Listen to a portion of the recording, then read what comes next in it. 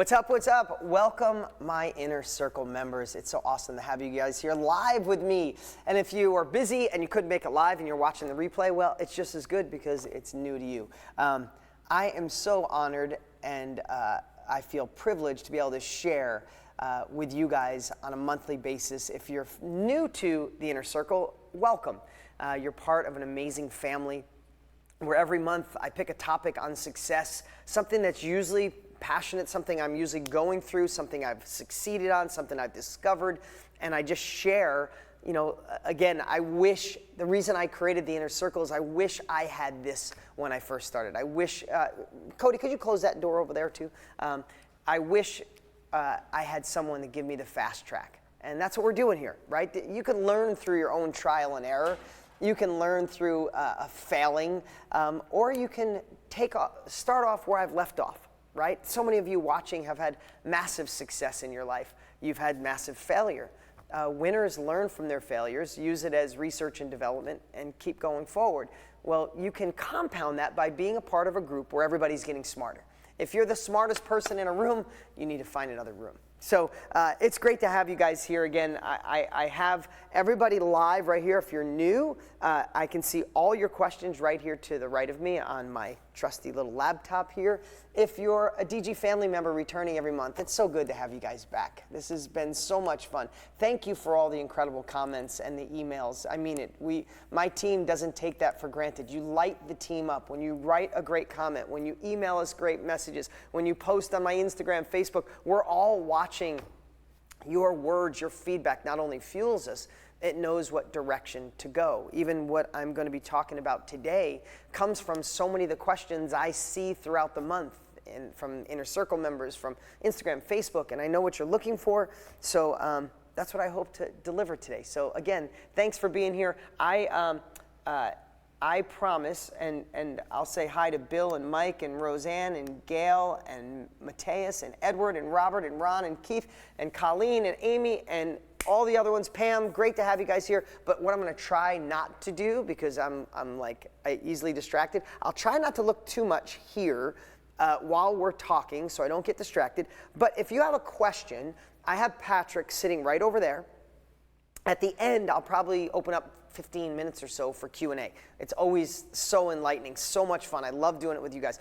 But Patrick is watching all the comments. So if I'm in the middle of something, if I'm riffing on something, and you're like, oh my God, I got a question on that, just put a Q and then type your question. Patrick will write them out, and when we get to the Q&A section towards the end, I will make sure to answer a bunch of them. And again, when I answer one question, it will, in most cases, benefit every single person watching. If I sound a little stuffy, I never get sick, but I just had a week, which I'm going to talk about. I had a week where I was away running and gunning, running on adrenaline for a week straight, and I got home, and maybe because the kids went back to school, I got a damn cold, but it's okay.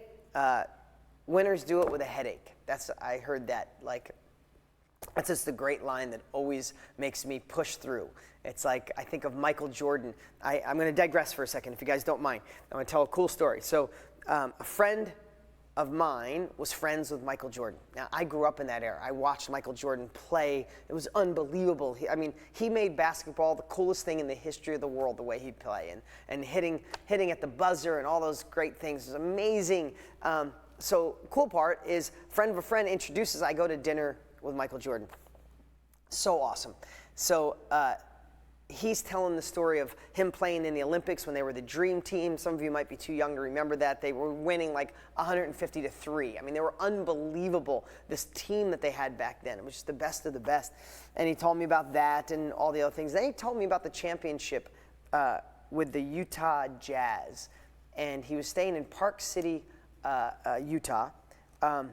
And because he couldn't stay in town. Michael Jordan was so big, probably the most, I remember when Michael Jordan was playing, and maybe to this day, he was the most well-known person on the face of the planet. Imagine that. Imagine being the most well-known person in the face, on the planet, in the world, right? So they stuck him up in Park City, which is about 45 minutes outside of Salt Lake City, where the Jazz and the Bulls were playing the championship game. So at 1 o'clock in the morning, he's starving, and he orders pizza. Now, he doesn't know if it was the pizza or something else, but he's like, somebody poisoned my pizza as a joke. But he eats his pizza at 1 o'clock in the morning because he's so hungry, he wants the carb load because the next day is the championship game. And I don't know if you guys remember, but the next day he comes to the game. He was vomiting in the locker room. He had a fever. He was sweating before he started playing. He was laying down with a cold towel on his head.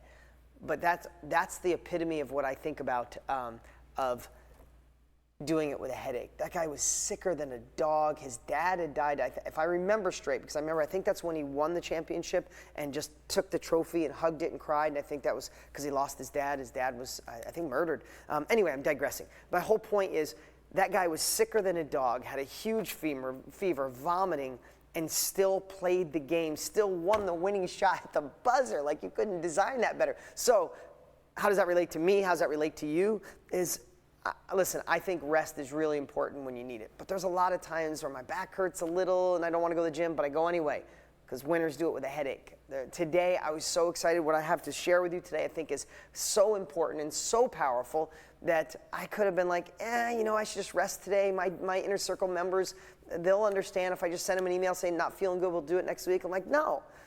Jordan did it with 102 fever, throwing up, feeling sick, just lost his dad, and he won. If Jordan can do it, I can do it. So maybe that's a little lesson you guys can take for today. Okay, you guys ready? Let's do this. So I want to kind of combine the thought process of winter is coming. So think about this. I got that phrase from my buddy Tony. People use it before. Tony Robbins uses that a lot. Winter is coming, meaning we've had a long run here in the stock market, haven't we, in the economy? We've had this 9-year run, the real estate market, the stock market, job rate is the lowest unemployment we've had in, 30 years? I mean, it's an amazing run, and I am not a doomsday or a naysayer or telling you the economy is going to crash. I hope the economy stays this way for the next 30 years, but it could shift, right? If you look at history, it goes up and down and up and down, and I would be doing you a disservice if I didn't prepare you in case winter comes. We've had spring, summer, and I think we're in fall, but it doesn't matter. What I'm training today, what I'm going to share with you today, has no correlation whether the market goes down or goes up, or the economy goes up or down, but it's in direct relationship to the companies I see that thrive, strive, and scale no matter what the economy is doing. So I'm going to share a story. This past weekend, and again, it's all going to anchor back to how I want you to become bulletproof in starting a business, scaling your life, getting a promotion, whatever it is. You're here for a reason. You desire another level of life. You desire to tap into your full potential. You desire more, right? So I want to give you the anchor, the strategies, the core to develop that more. Not the magic money machine, the anchor. So I'm going to back up. This weekend, this previous weekend, I was on a secret mastermind that no one else knew about except for our group of people.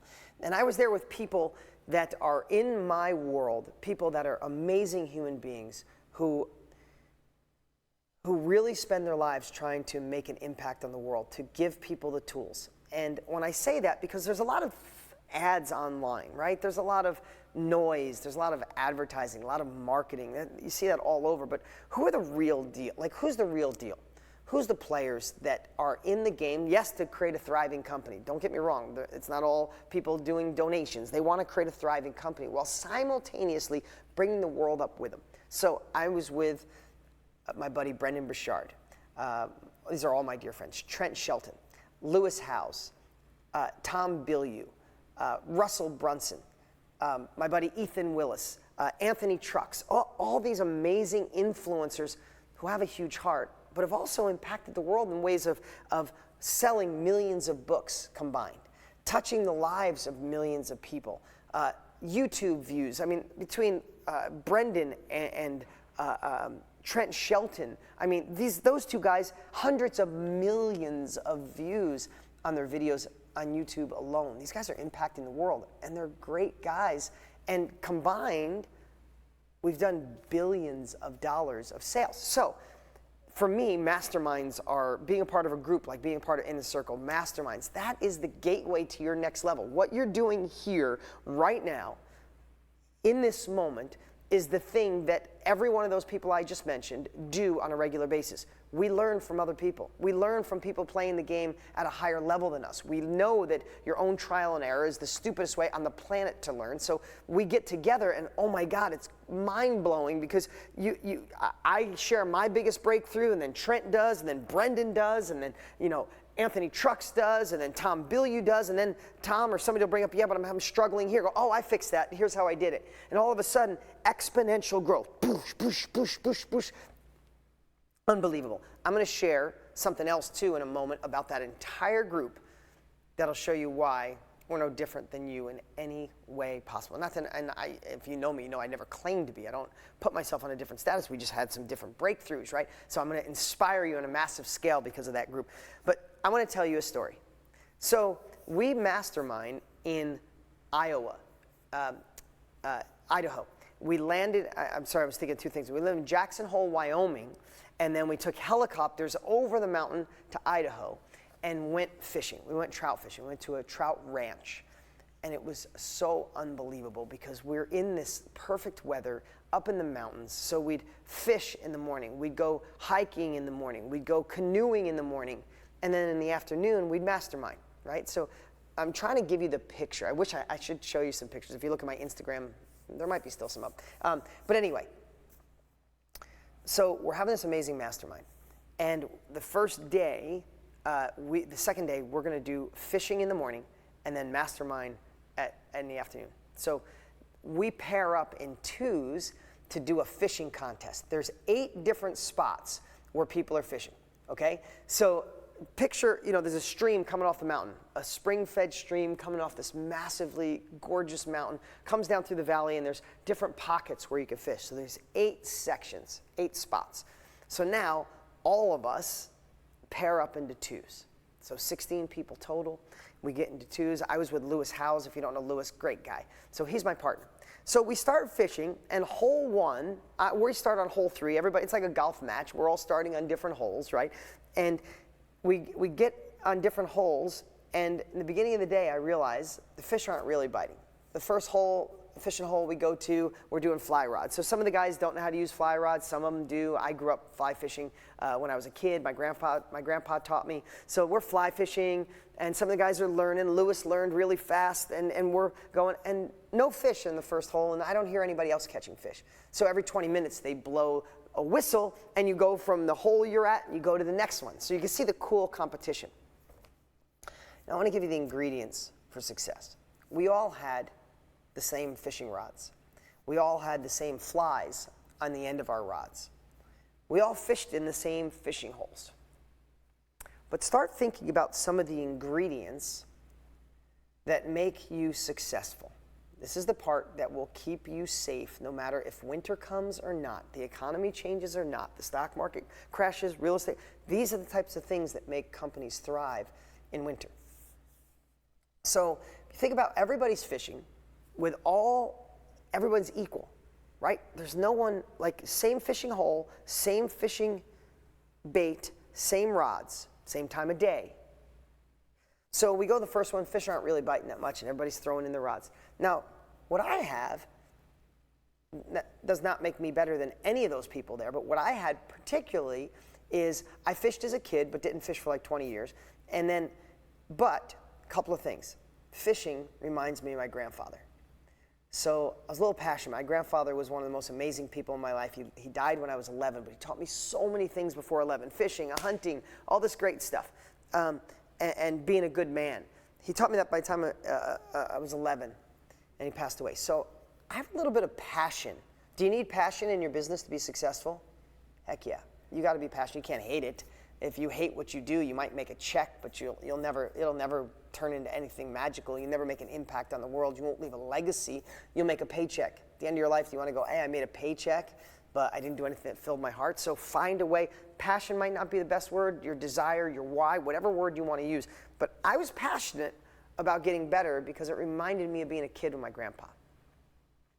I had a desire to get better because of that. And I really like fishing. It just lights me up. Like, my phone didn't work there on the ranch. It was amazing. The only thing I could focus on was crystal clear water coming out of a mountain, and pools and circles and streams, and casting the fly rod and having it lay in the perfect spot and watching a trout come up and make sure you stick it. It's beautiful. And when we're done, we throw the fish back. Not one fish was hurt during this game, okay? So the other thing too is, I had a goal. I'm really competitive. I pretend like I'm not, but I'm super competitive. I really like to win. I don't kind of like to win. I love to win. So now you're thinking, what has this got to do with me, Dean? I appreciate your trout fishing story. So do you need a strong passion? Well, you talked about that. How about a desire? Of course. And you got to like what you do. And end is a goal. And attaching to goals, if you're a little or a lot competitive in a confident way and in a secure way, not a cocky way. I would never be like, look, I'm winning. I didn't say a word to anyone. But here's what I want to tell you. When the economy changes, when the company's not working, when you tried the marketing, it doesn't produce sales. When you try to get your friends to invest in you, you try to get the first real estate deal and it doesn't work. What most people do is continue to do the same shit over and over and over again, expecting a different result. Isn't that the definition of insanity? So, because I had more passion probably than anyone there, because I had a desire and a feeling, it reminded me of my grandpa being a kid, what I started to do, I want you to think about this, I started to recognize what was working and what didn't. Remember, we had the same fishing hole, we had the same stream, same fish that were in that stream, same rods, same bait. But what I started to realize is that by hole 3 or 4, nobody was really catching anything. And it was like, they're not biting. But I'm like, no, there's got to be something different. So I started to realize that when I walked up to the fishing hole, even though the sun reflected and I really couldn't see the fish, sometimes I could, sometimes I couldn't, they could see me, because when I had the right glasses on at the right angle, and I walked up, I could see the fish scatter. I was like, wow. I looked down in a big pool and there's big trout in there like this. They see me and they take off. I'm like, wow. Trout are supposed to be the hardest fish to catch. They could see me. What if they didn't see me? So I started learning that. So I started finding ways to hide. I started crawling up to the hole. I started standing behind trees. I started using the fly rod way far back and landing it before they saw me. I also realized that when the stream was coming, if there was a rock or a log and the water would, say there's a rock and it would come down and the water would go around and circle, I could see other bugs and stuff circulating there. I'm like, what a perfect spot for a trout. But if you cast right on it while they're looking at you, you can't see them, nothing but. I watched guys cast there, but what I was doing is going way back and casting upstream and letting my fly float around the rock. Boom, I'd get a hit, right? So think about that. In business, is it like this trout fishing? So many people will try something, tried the Facebook ad, tried the business, tried to call on a real estate deal, tried Amazon, and it's not working, and so many times we'll just do the same thing over and over. My buddies, because they didn't care about it, some of them did. My buddies, some of them didn't care, they were just doing the same thing over and over. Nothing, go to the next hole. Nothing, the fish aren't biting. I refused to believe that the fish weren't biting. I'm just telling you, it doesn't make me any better. I had desire, passion, and a goal, and I'm competitive. So I had a desire to learn. Do you see the difference of just saying, I've tried it, it's not working, compared to a desire and a passion?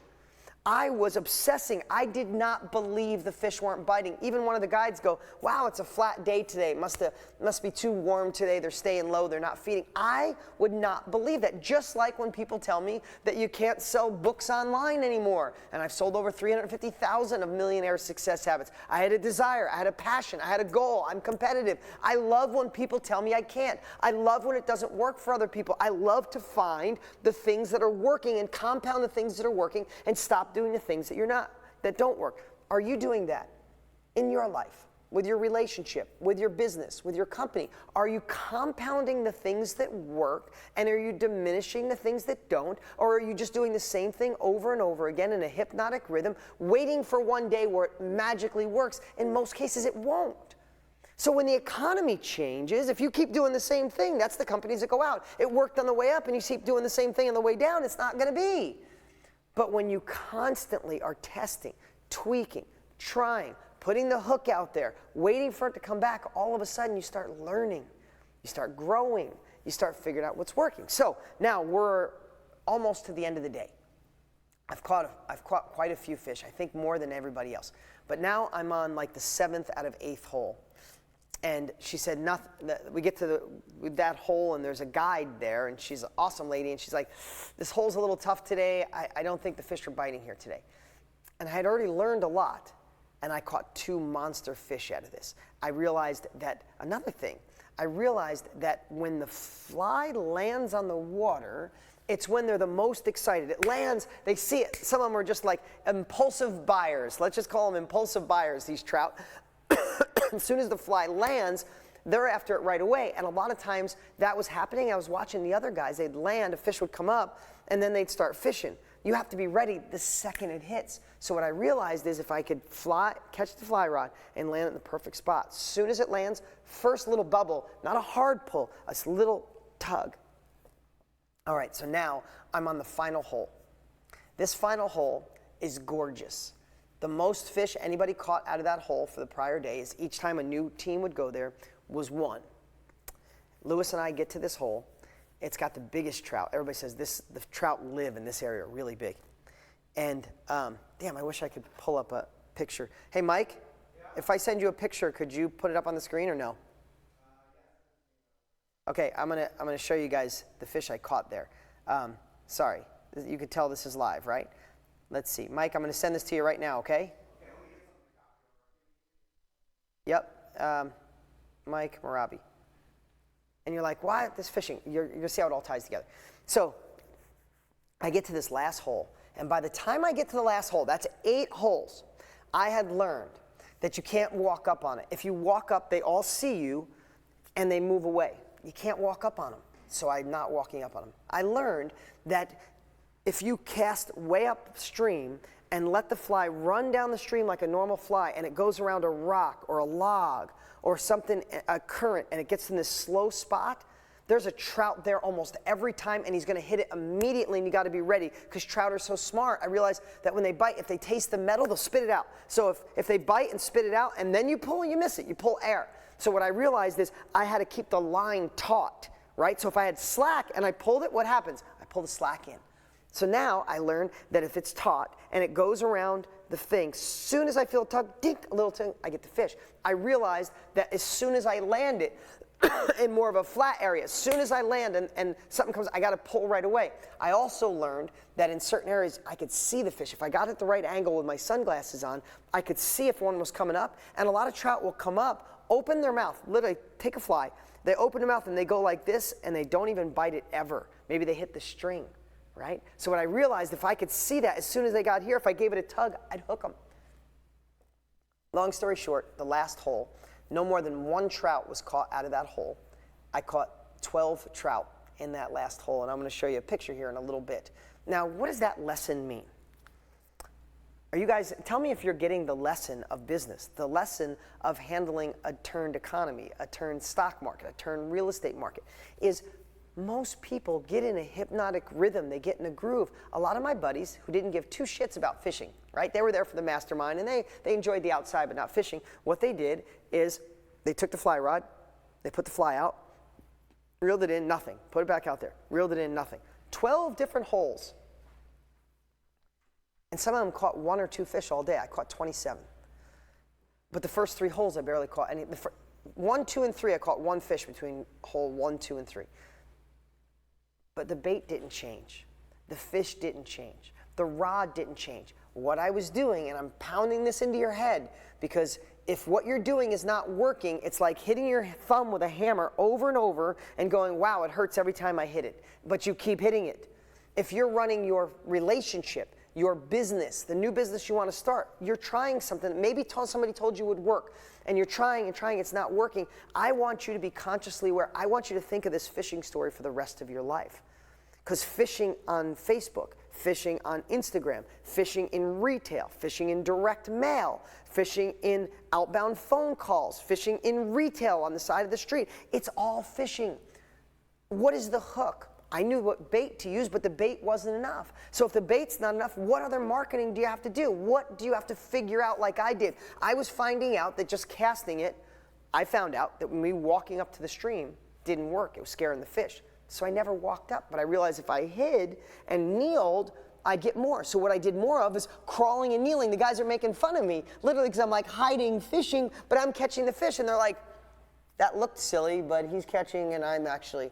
They were fishing, I was catching, okay? So what are you doing that you're still walking up to the stream scaring the fish away? What are you still doing leaving slack in the line, and every time a fish bites you miss it and go, oh, why did I miss that one? Because you didn't realize that leaving slack in the line is wrong. Do less of that. Leaving the line taut is get you more fish, do more of it. I say this because sometimes business, if you're not where you want to be in your own business, if you're not where you want to be with the income you want, the connections you have, the freedom that you have, sometimes we'll blame a million things, or we'll think it's this bigger thing that you're unaware of. And a lot of times it's not. A lot of times it's our habits. Oh, it's millionaire success. A lot of times it's our habits. It's what we're doing on a steady basis. It's not altering, it's not adjusting, it's not maneuvering. Listen, I am working nonstop always to get people to get my book. I am. I market obsessively. Obsessively. You know why? We have over 350,000 books have been shipped and put in people's hands.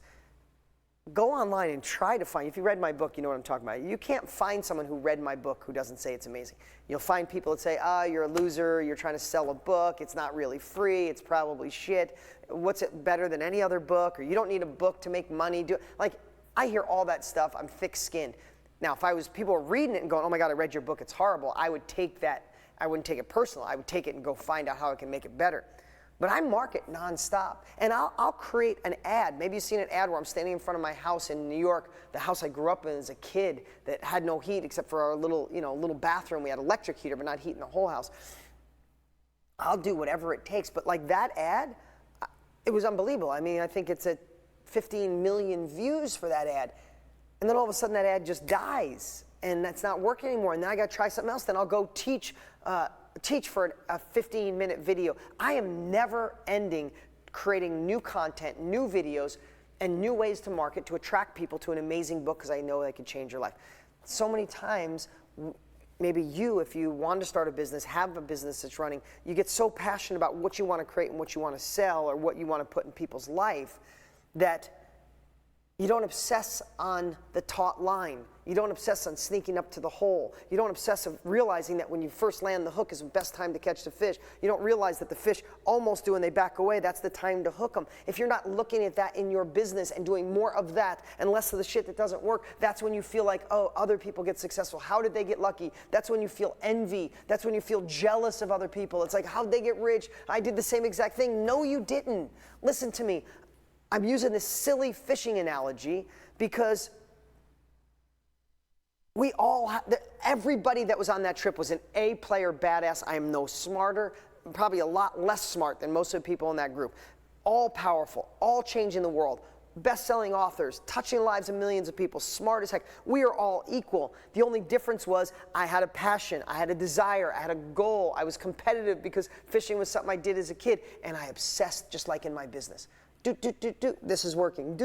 That's not. Less of this, more of this. Is this sinking in? Give me a yes or a thumbs up if this is sinking in and you're understanding this. Or if you recognize it in your life.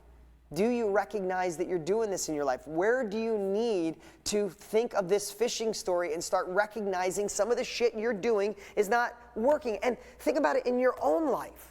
Right? Think about this in your own life. What are you doing in your own life that's not working? Hanging out with a couple negative friends that always bring you down. Going to grab cocktails at 5 o'clock on a Friday, but you end up drinking too long, and man, you waste the whole day Saturday because you're hungover. You're in a relationship that you're not fixing and you're not leaving. You're just in a freaking hypnotic rhythm of a shit relationship, for lack of a better word, because you don't have the desire or you're not putting the effort in to make it great and get the right help and the counseling, but you're not willing to have the nerve to leave it, so you're just kind of hovering. What the hell are you doing this for? Why are you watching me? Life's too short. At the end of our lives, are we going to say, I'm glad I just fished and just put it out there and I caught a fish once in a while? No, you want to catch. Listen, here's the difference. I had the most amazing experience fishing. Some of the guys were like, it's kind of boring, because they were fishing, they weren't catching. I was pulling in big trout every 3 minutes, like, oh, fish on, and people were like, what the hell? Everybody asked what bait I had. Everybody asked what was different. You know. So I hope this is hitting home. Mike, were you able to find that? Yeah. Can you pull it up? Oh, there we go. Look at that one. Is that one awesome? I caught that one. That's like a 23-inch rainbow trout, which is so rare. I don't know if you fish or not, and believe me, the fish was fine. I unhooked him, put him in, watched him swim away. But that one, I literally put the line in. I could see this perfect spot where there was a pool of water on the back of a rock, and I'm like, I know there's a trout down there. I know it. So I put my fly in and I let it run down, and when it got around the rock, I felt a little tiny fish, it felt like, and I pulled, and all of a sudden my rod went, whoa, and my rod went way out, and I was like, holy crap, my rod was bent like this. I'm in a stream with a little fly rod with tiny little pound test at the end. It took me like 15 minutes to get it in because I didn't want to break the line. I got it in, and it was amazing. I got that because of how I explained it. That's good, Mike. I don't have to brag anymore. I'm not trying to brag. I'm telling you a story for a reason. Okay, there's another analogy I shared. We mastermind. We had a mastermind every day, right? Amazing. Oh my God. If you're not in a mastermind, get in it. If you're a part of DIC, fantastic. You should be. If you're part of my real estate mastermind, you know what we do. It's like you're in a group of smart people getting smarter. So I'm in the mastermind. And how I use this analogy, and I shared it with my buddy Russell Brunson, who owns ClickFunnels. Great guy, smart as heck. And he ended up doing a podcast on it, and it was cool. I said it off the cuff, but it really is something special. Is if you're a comedian, tell me it wouldn't be great to do an act at Madison Square Garden in front of 50,000 people. New York City, hottest city in the world. Madison Square Garden, legendary. And you sell it out, and people fall on the floor laughing your entire gig. Tell me that wouldn't be your dream if you're a comedian. But what most people don't see is, do you know how a comedian gets to Madison Square Garden and sells out? The same way I got really good at being on stage is a comedian, say you have an hour and a half of jokes, right? And you think it's your best jokes. You might think they're the best, but the world is really your amplifier. In your business or your future business, credit cards and money will decide if you're winning the game or not. Let's just say it like it is. If people don't give you money, you're not winning. If you're selling something, they know, I want to make an impact on the world, but unless I'm selling stuff, if I'm moving books, inspiring people, I can't run this company. I have 40 employees just in this building and more in other buildings, right? I need to run a company. I win by knowing people go, Dean, I love DIC. I'm going to stay a member for the rest of my freaking life. But if I don't provide value, you should bail. If I don't provide value for the inner circle, please bail. But if I'm providing you value, then I'm working to keep your business, right? When I say that. My God, I digressed so much that I lost my train of thought. It's what happens when you're sick. My God, where was I, Mike? Oh, sorry. Okay, business, amplify your business. Oh, okay, I'm back. Okay, sorry. My head's a little clear. I might be playing with a headache, but the headache is getting me a little bit. So, comedian. So a comedian wants to get on stage on Madison Square Garden and make everybody laugh. So here's what you do. A comedian will tour the country for a year, go into little dive places, comedian stores all over the country. They'll stop here in Tempe, Arizona, and Scottsdale, Arizona, and they'll go down to Chandler, and then they'll go over to New Mexico, and then up to Nevada and Utah, and circle back around to California, hitting all these little spots. So say you got an hour and a half of jokes, and there's three kinds of jokes, right? There's, oh, that's funny, and then there's laugh, belly laugh, and then there's the laugh so hard, plug your ears, fall on the floor, your stomach hurts. When I was a kid, the first time I saw Eddie Murphy, it was so vulgar when he had the purple suit on. No, the red suit. I think it was called, no, Raw was the purple suit. It doesn't matter. Red leather outfit, Delirious, I think it was. I watched it. It was so like terrible, but hysterical. I was laughing so hard that I remember being on the floor, and I was laughing so hard that I was holding my ears because I couldn't catch my breath. I couldn't hear another word of it. And it was like an hour and a half of that. How did you get there? It's because comedians will go around the world, or around the country, sometimes around the world, and if they have an hour and a half of jokes, some of them get that fall on the floor, laugh, cry. Some of them get good laughs, some of them get hardly any laughs. So what happens is they go to here and go, oh wow, that one skit on, my mama didn't work. Either tweak it, throw it out, and try something new. Next place, oh, I got a little more of the belly laughs, a lot more of the fall on the floor. And all of a sudden over a year, what starts happening? You purge out all the jokes that are like, let's say a level 1, 2, and 3. 3 is on the floor, can't breathe, 1's an okay laugh. You purge out all the 1s right away, and you either fix them or throw them away and replace them. And then all of a sudden you got 2s and 3s. You got belly laugh and fall on the floor. Now you start really fine tuning it, and you have fall on the floor and less belly laughs. And all of a sudden, when you got all belly laughs, all the entire time people can't breathe, you sell out Madison Square Garden and you make everybody laugh for an hour and a half. In our businesses though, are we doing that? In our lives, are we doing that? Are we testing what works, keeping what does, and throwing the rest of the way? Is that anything different than the fishing story? When people see a comedian sell out Madison Square Garden, that guy fished and tried all the things that didn't work, or that woman fished, tried all the things that didn't work and threw them away, found the things that did and did more of it. Sometimes the answer is much simpler than you think. You might come to watch me looking for some profound answer, some magical tool to get wealthy, some magical breakthrough. And I hope I show you sometimes it's so much more simple than you think. Now, I'm not saying you go do this tomorrow and you're rich overnight. Life gets better immediately. But this is what successful people do. This is how successful people strive. It's how they thrive. It's how they scale their businesses. And I thought that was really important for you guys to know. Guys, I appreciate it. Appreciate all the questions. Patrick, write down the ones you think are, well, they're all great questions. We just can't answer all of them, so we'll get to questions. But here's something else I want to share. We're going to get to questions here in a few minutes because I see so many amazing ones. Thanks for all the comments, guys. I really appreciate it. Royce and Edward, Liberio, what's up, man? Spencer and Karen and Edward and Marie and Lori and Cynthia and Karina. Appreciate all you guys.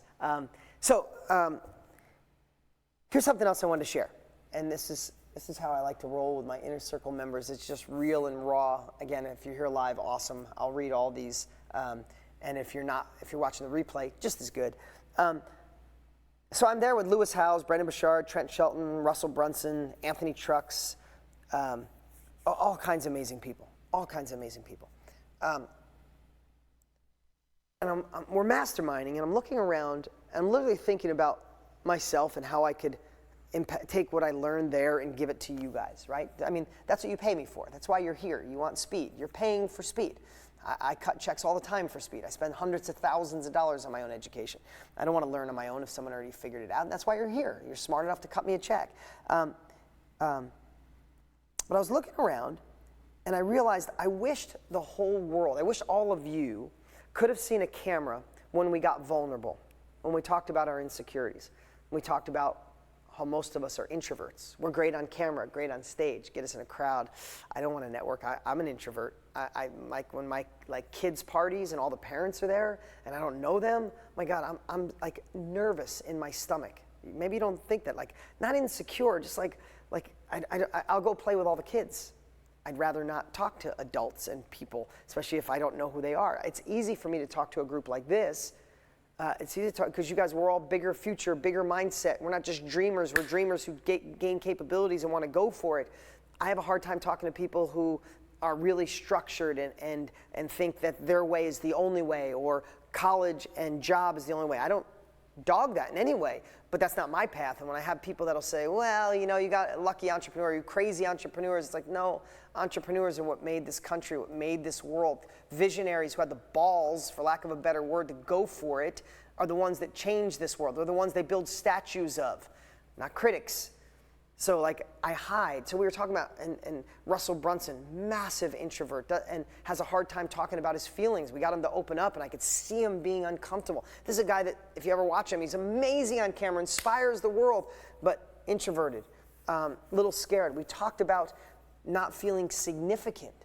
Like the money came, but it didn't solve the fact that I feel inferior to other people, or that I'm not getting the recognition that I wanted from my family. Things that you would never imagine. People talking about how their family didn't believe them and they don't talk to them. These are people massively successful, changing the world. And what I realized more than ever before is that we're all flawed. We all screw up, including me. But the ones who make it don't give up and don't listen to the other people. As simple as that sounds, and you've heard it. When I listened to Lewis Howes and how he failed and then succeeded, I listened to Trent Shelton, who played for the Broncos under Peyton Manning, and he played football since he was 5 years old, and all of a sudden he gets cut from professional football, ready to kill himself, starts doing drugs, bad behavior, doing all kinds of crazy shit because his significance is gone. There was only football, and there's nothing left. And then all of a sudden, his dear friend kills himself because he's in the same experience, and it changed and flipped his whole life. And he never wanted that to happen to another human being, another person feeling that. He wanted to share his pain. He wanted to share that you could rebuild. And while he was sharing his pain, people started resonating with him, and all of a sudden now 6 million people follow him, not because he was perfect, not because he went to the perfect college, not because he came from the perfect amount of money and had no flaws. He was completely flawed. I mean, during this bad time, he got his girlfriend pregnant and didn't even, they weren't together. He's with somebody else. And all of a sudden, when he comes out of this funk, he goes back and marries that amazing woman and has a second baby with her, like rebirth. And everybody had a rebirth story. Everybody had this transformation. Every one of us failed. Every one of us has insecurities. Every one of us had to overcome obstacles. And I'm sitting there going, wow, the world needs to see this. Because from the outside, you think, oh, it went easier for them. They don't know what I'm dealing with. There was divorce. There was tragedies. There was deaths. There was bankruptcies, insecurity, feeling inferior, getting all the money and thinking that would solve the problem, and it didn't. They had to work on themselves. I hope I can transfer that a little bit to you today, to give you some faith to realize it doesn't matter where you are. It matters what you want. It matters how deep the why is, the passion for it. And it matters that you're here in a place like this and gaining capabilities to go quicker. I don't have the magic money machine. I don't have a button that I could give you guys that's going to make you wealthy overnight. I'll never present that. I'll never pitch that. And I'll never sell it. But what you're doing is being a part of a place where you can go faster. And for you guys to be here, it shows me what kind of people you are. We're kindred spirits, and truly appreciate all of you for being here. Patrick, want to do some Q&A? All right, cool. Hey guys, we're going to do some Q&A right now. Feel free. I'm going to get to as many as I can. Guys, you guys are so awesome. Thank you for all the great quotes. I promise I'll read all of these. So if there's anything you want to tell me, share it right now, and I will. I'll make sure to read it. And if you got topics that you want me to cover in the future, I kind of already know what I want to do next month. I'm really excited about it, but I will absolutely take any suggestions. Every month I say you guys give me feedback, and it's what really makes me stay here. So glad to have you. Westbury, you said every month I really can't afford this forum anymore. I've gotten a lot of insights and wisdom, and I say that, take it from here, I figure one viewing and I cancel. And again, you deliver priceless information. No more fishing, catching from now on. 1,000 thanks, Dean. Westbury, that was awesome, man. I appreciate that. And I appreciate you being here. Again, start looking at anything you spend money on, including with me, start looking at it as an ROI. And not just a return on your investment financially. Does what I'm sharing today shift your thinking so you create new friends in your life, fix your relationship, start the path towards your new journey? Start thinking a return on time. Are you getting time back from things you learn? An investment, relationships, time, return on relationships. That's what we're here for.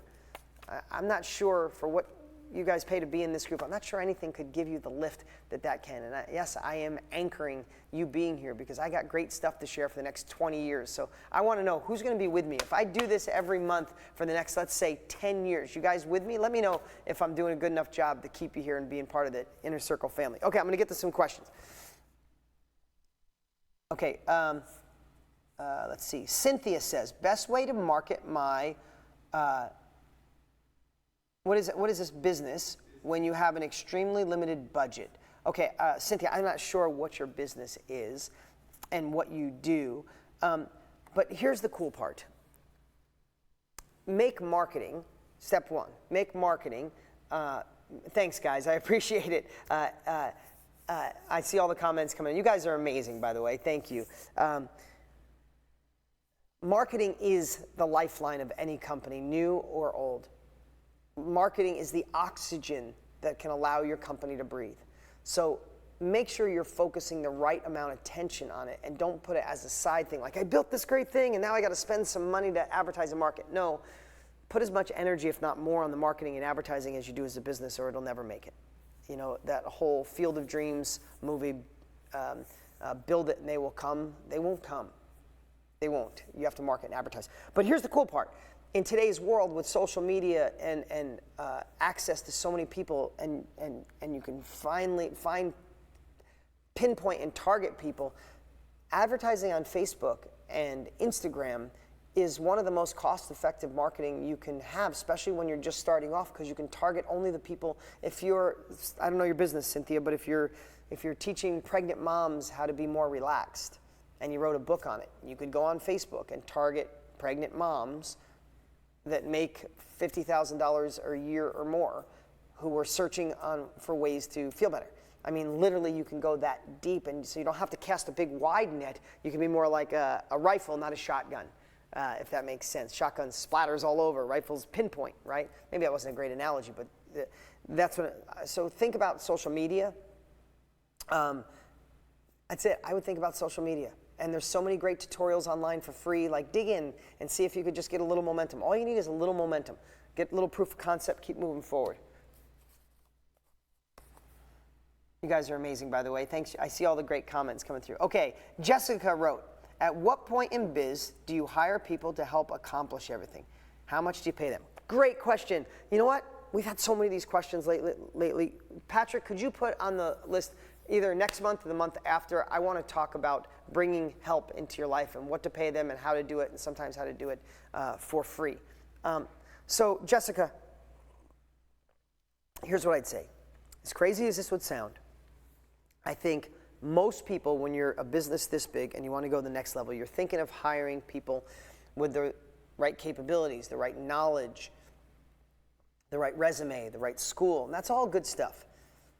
But in my experience of being in business for 30 years, and where I'm at in my life right now, I would say if you're ready for the next hire, the first thing you should do is allow you to work more on your unique ability, the thing that started your business in the first place. You are the driver. You are the passion. You are the one with the goal. You're the one that's competitive. The same stuff from why I won fishing, right?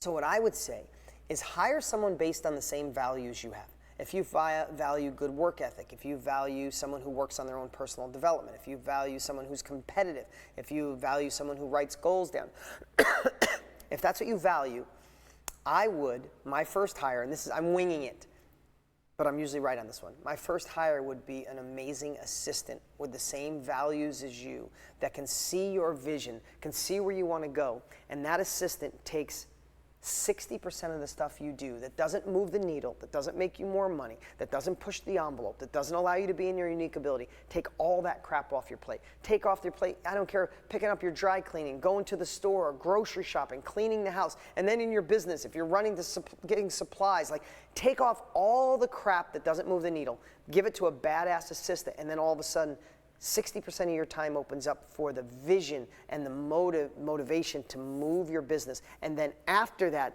that's when you can start bringing in strategic people. That's my suggestion to you.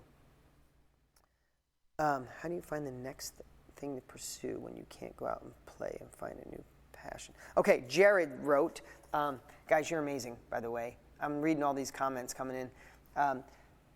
Having trouble in biz. This is Jared.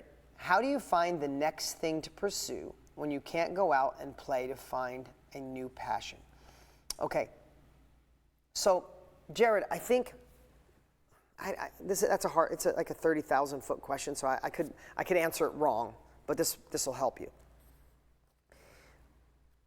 In today's world, especially, with social media. Everybody has access to advertise. I said before to Cynthia, Facebook advertising, everybody kind of knows that, right? So there's so many opportunities out there. Get rich in 5 minutes doing this, and do it from home, do it in your sleep, do it when you're, on vacation, like all these amazing claims, big claims, I should say. And it gets confusing. Like, all these people are making money, what do I do? And that's why I'm obsessed with my inner circle, my book, my courses, my programs, because what I realize, especially at this age, is you're going to go from opportunity to opportunity to opportunity thinking the next one will be the thing if you don't anchor in the right rules. The types of things we talked about today, the types of things that are in my books, the types of things that are in the back office of the inner circle, you need to anchor in the success habits. That my suggestion would be is literally anchor in the success habits. Go through my book again. Go through the past trainings. Go through the best year ever training. Like, anchor in the things that you know need to be done to create a successful business. And then pick one. Because here's what I know. My top real estate students, my top success students, I could give them pretty much any opportunity and they'd crush it because we anchored in the right rules. They picked real estate, but if they picked stocks, if they picked making money on Amazon or anything, I believe with all of me they'd crush it because they have an unfair advantage. They have the rules for success. Most people are looking for the magic pill when there is none. Okay. How long did it take for you to get so fluid and comfortable on camera? Bill, what's up, man? Long time. I just watched, maybe next time I'll show you. I just found my first infomercial I did 20 years ago. Oh my God, I was so embarrassed. Watching myself, I had a massive New York accent. Besides the fact I look so young, and I'm like, oh my God, I wish I looked like that still. But besides that, I didn't like the clothes I had on. But I wasn't comfortable on camera, and you could see it. It's just time. I would suggest to anybody, if you want to get better on camera, go live on Facebook or Instagram 4 days a week, every week. Screw it up, feel uncomfortable, get cotton mouth, forget words, do all of it. Because you put your 10,000 hours in and you can just feel comfortable like I do. I feel right now I'm having a conversation with you, Bill, not a camera. I'm looking at a little lens, but in my head I'm picturing you, Bill, and that just makes it easy. I'm not talking to a lens. I'm not talking to a million people. I'm talking to my inner circle family members, and that makes it easy for me. And lastly, when you talk on camera, don't think, am I going to be good? Am I going to sell this product? Am I going to deliver the right message? What I think before I go live, today I was sick as a dog all morning. Honestly, I almost canceled. My head's killing me. My throat hurts. Not saying poor me, but when I started thinking, wow, it's my job to deliver massive value today. When I started thinking that, I started getting hyped up. I'm like, that's my job today, is to deliver massive value. That's what I'm doing. Value, value, value, value. I want to deliver. I want to be the best version of me. I literally say a little saying. I'm like, I want to use my God-given unique ability to deliver the capabilities to allow these people to thrive. And I say that over and over. That's my little incantation. That's what I say, and it puts me in a freaking state like, I'm not here to sell you. I'm not here to impress you. I'm not here for you to say, oh, Dean, you're great. I'm here to deliver you what you paid for, values and capabilities, and techniques and strategies and confidence. So that helps me a lot. Vicky B. and Jama, I think. Jama? It's written. It's your writing. It's not my reading. No, I'm kidding. How do you find the right mentor? How do you find the right mentor? Hello, you found one. All right, so I tell my kids if they're going to go to college, that's fine. Truthfully, I'd rather them not.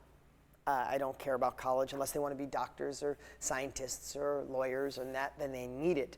But if they want to be an entrepreneur, which I hope at least one of them will, I'd rather them not go to college. I feel like it's a waste of 5 years. That's just some of you might get offended by that, but I think college has just gone in the wrong direction. I see these kids getting out of college with $100,000 in debt, and they learned how to memorize shit.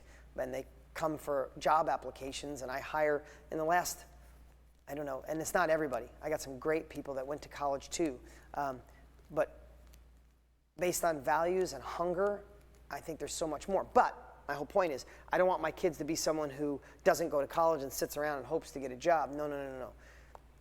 I told my kids they have two options, college, or they have to research, they take a gap year and research what I go and work in different places to find out what they like, what they could be passionate about, what inspires them. And then once they figure that out, they have a year to figure that out, then they have to go search out the best person in that field.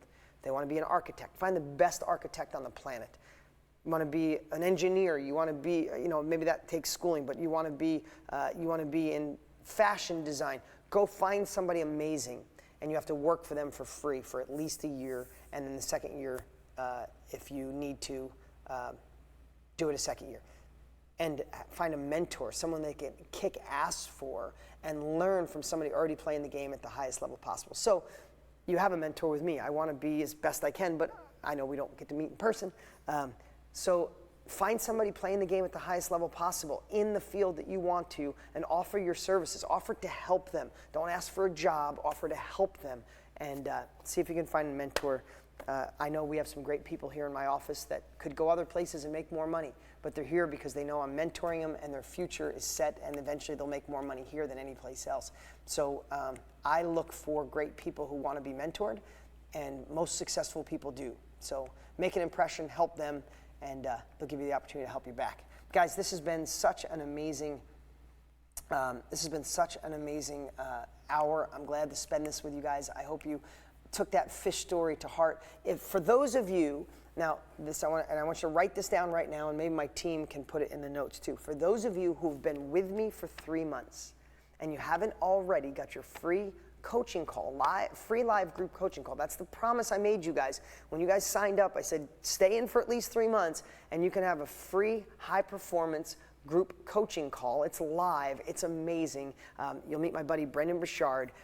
Go to bonusfromdean.com. If you guys could write that in here too. Go to bonusfromdean.com. But you got to be in for 3 months. Our team kind of scrubs that. So if you're not in this, if you've only been in a month or two, next month or the month after, you'll have the chance to do this. So literally, when we're done right now, there's a quick little video where I introduce my buddy Brendan. Amazing guy. Love that guy. He's the high performance king. And you get a killer group coaching call. So go to bonusfromdean.com. 3 months or more. Grab it. All right, guys, I appreciate you so much. Thank you for love the fish story. I'm glad you like that.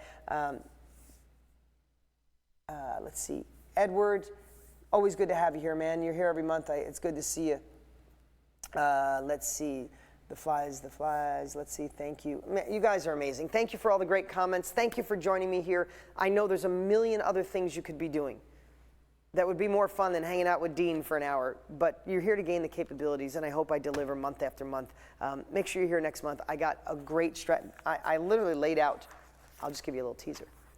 That double triangle is what you're gonna learn about next month. It's a process that I think will be one of the biggest game changers that you've ever experienced when it comes to solving something that could solve 100 somethings. I need another couple of weeks to flesh through it, like to figure out the flow, but you're gonna be the first time I've ever taught it online like this, and I think it's gonna be a game changer. Thank you guys so much. It's an honor, a privilege, and a pleasure to serve. See you next month.